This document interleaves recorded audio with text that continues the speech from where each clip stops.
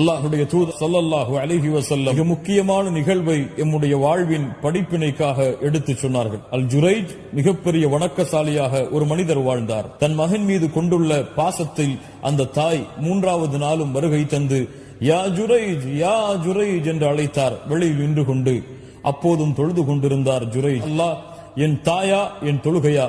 3வது நாளும் தொழுகையை தேர்ந்தெடுத்தார். ஜுரைஜை 3 நாள் அழைத்தும் தன்னுடைய அழைப்பிற்கு தன் மகன் பதில் கொடுக்காததை தாய் கோபத்திலே தன் மகனுக்கு எதிராக பிரார்த்தனை செய்கிறாள். யா அல்லாஹ், ஜுரைஜை மரணமடைய செய்து விடாதே. விபச்சாரிகளுடைய முகத்தில் அவள் விழிக்கா. தாயுடைய பிரார்த்தனையை அல்லாஹ் அங்கீகரிக்கிறார். வழிகெடுப்பது என்று திட்டம் தீட்டிக் கொண்டிருக்கிறார்கள். பெண் வருகிறாள்.